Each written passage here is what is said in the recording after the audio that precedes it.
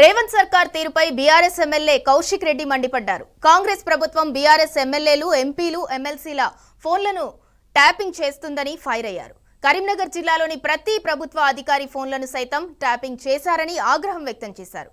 Phone tapping పై CBI enquiry వేయాలంటున్న Kaushik రెడ్డితో మా ప్రతినిధి Venu face to face.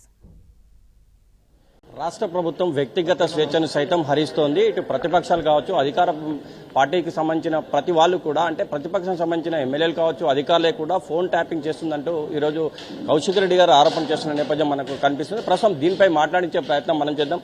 Sir చెప్పండి, అంటే మొత్తం మీద రాష్ట్ర ప్రభుత్వం వ్యక్తిగత స్వేచ్ఛను కూడా హరిస్తుందని అనుకోవచ్చా? మీరు చెప్తున్నటువంటి దాని ప్రకారం 101% వాళ్ళు ఖచ్చితంగా అధికార పార్టీ ఎమ్మెల్యేలే, ఎమ్మెల్సీలే, ఎంపీలే ఫోన్ ట్యాపింగ్ ఖచ్చితంగా ఈ ప్రభుత్వం చేస్తుందని చెప్పి నేను ఆరోపిస్తా ఉన్నాను.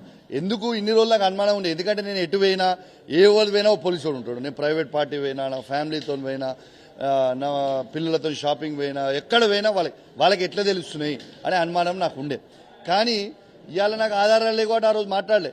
కానీ ఇవాళ నిన్న స్వయంగా ఓ అధికార పార్టీ ఎమ్మెల్యే ఒక మంత్రి గారి ఇంట్లో నిలబడి సిపి గారు, సిఐ గారికి టెలికాన్ఫరెన్స్ పెడతలేరని వాళ్ళ ఇంటర్నల్ విషయం ఇలా బయట పెట్టిర్రు అంటే వాళ్ళు ఖచ్చితంగా సిపి గారి ఫోన్ ట్యాప్ చేసినట్టే కదా. లేకపోతే వాళ్ళకి ఎట్లా తెలిసింది? ఇవాళ మొత్తము కరీంనగర్ జిల్లాలో సిపి గారి ఫోన్తో పాటు అందరు ఏసీపీలై, సిఐలై ఈ ప్రభుత్వం ఫోన్ ట్యాపింగ్ చేస్తుంది. Clear evidence. నేను బండి సంజయ్ గారిని కూడా డిమాండ్ చేస్తా ఉన్నాను. మీరు కేంద్ర ఎంఓఎస్ హోమ్ మినిస్టర్గా మీరు ఉన్నారు. మేము అధికారంలో ఉన్న రోజు మీరు ఎంపీగా ఉన్నప్పుడు మేము ఫోన్ ట్యాపింగ్ చేసినామని మీరు ఆరోపించారు, మేము చేయకుండా. ఇవాళ మీ డిపార్ట్మెంట్ సంబంధించిన ఐపీఎస్ ఆఫీసర్దే ఈ ప్రభుత్వం ఫోన్ ట్యాపింగ్ చేసిండ్రు అని నేను ఆరోపించుడు కాదు, ఇది స్వయంగా ఒక అధికార పార్టీ ఎమ్మెల్యేనే బయటపెట్టిండు ఓ మంత్రి గారి సమక్షంలో. ఖచ్చితంగా మీరు స్పందించాలి, ఖచ్చితంగా దీని మీద సిబిఐ ఎంక్వైరీ వేయాలని నేను బండి సంజయ్ గారిని డిమాండ్ చేస్తా ఉన్నాను. అంటే దీని మీద కోర్టుకు పోయే అవకాశాలు ఉన్నాయి. మీరు వీళ్ళు ఏమి స్పందించకపోతే తదుపరి మా పార్టీలో చర్చించిన తర్వాత ఏం చేసినా నిర్ణయం తీసుకుంటాం. ఇంకో విషయం సార్, రుణమాఫీ కూడా అంటారు. రుణమాఫీ కూడా పూర్తిగా జరగలేదు. మీరు ఎక్కడికి వెళ్ళినా కూడా రైతులు బాధ వ్యక్తం చేస్తున్నారు. రైతుల పక్షాన మీరు ఎలాంటి కార్యాచరణ చేపడతారు? ఇలా వాస్తవంగా ఈ ప్రభుత్వం ఎంత మొద్దు నిద్రలు ఉందంటే, ఎన్ని అబద్దాలు చెప్తున్నారంటే, ఇలా వాస్తవంగా బ్యాంకర్స్ మీటింగ్ పెట్టినాడు ఇలా 49,000 కోట్ల రూపాయలు చేయాల్సి వస్తుంది రుణమాఫీ అని ఆ రోజు బ్యాంకర్లు వీళ్ళకి చెప్పిన తర్వాత వీళ్ళు దాన్ని తొండి చేసి ఎలక్షన్లలో 40,000 కోట్లు అన్నారు. తర్వాత ఏమన్నారు? 31,000 కోట్లు అన్నారు. బడ్జెట్లో పెట్టింది ఎంత? 26,000 కోట్లు. రిలీజ్ చేసింది ఎంత? 17,000 కోట్లు అని చెప్పిర్రు. మళ్ళా ఆర్థిక శాఖ మంత్రి బ్యాంకర్స్తో మీటింగ్ పెట్టి ఎంత చెప్పిర్రు? 7,500 కోట్లు మాత్రమే రిలీజ్ చేసినామని చెప్పారు. మనిషికో మాట, పూటకో మాట చెప్తూ ఇలా రైతులందరూ కూడా ఇబ్బంది పడతా ఉన్నారు. ఇలా ఏఓల చుట్టూ, ఏఈల చుట్టూ, వాళ్ళ చుట్టూ తిరిగి వాళ్ళ చెప్పులు అరుగుతున్నాయి. కానీ ఈ ప్రభుత్వం మనసు మాత్రం కరుగుతలేదు. ఇది చాలా బాధాకరం.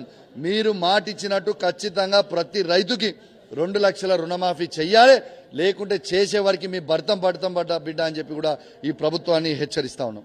సార్, రాష్ట్ర ప్రభుత్వం ఇటు ఫోన్ ట్యాపింగ్ అని చెప్తున్నారు, ఇంకోవైపు రైతు రుణమాఫీ, ఇంకోవైపు ప్రత్యక్షంగా ఖమ్మంలో పాల్గొన్నారు. అంటే మీరు వాళ్ళకి సహాయం చేసే నేపథ్యంలో వెళ్ళినప్పుడు ఇట్లా దాడుల సంస్కృతి, అంటే దీన్ని మీరు ఏ విధంగా?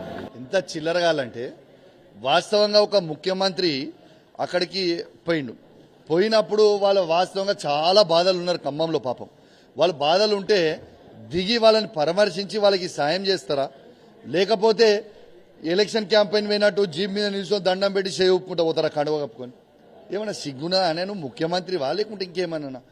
అట్లాంటి సమయంలో ప్రజలు ఆడ బాధపడుతున్న ఒక ఉద్దేశంతో ఇలా హరీష్ రావు గారి, కేసీఆర్ గారి ఆదేశాల మేరకు ఆడ మేము ప్రతి ఇంటికి పోయి మా వంతు సాయమైన వాళ్ళ ఫుడ్ కిట్స్ మొత్తం కూడా ప్రతి ఇంటికి మేము అందించుకుంటూ తిరుగుతుంటే ఇది చూసి ఓర్వలేక మేము పోయేటప్పుడు వాళ్ళు ఒక 10-20 మంది కలిసి గుండాగాలు ఒక రౌడీ షీటర్తోని కలిసి మా మీద దాడి చేయించే ప్రయత్నం చేసారు. కానీ వాస్తవంగా మేము తిరగబడి ఉంటే మేము 1000 మంది దాకున్నాం.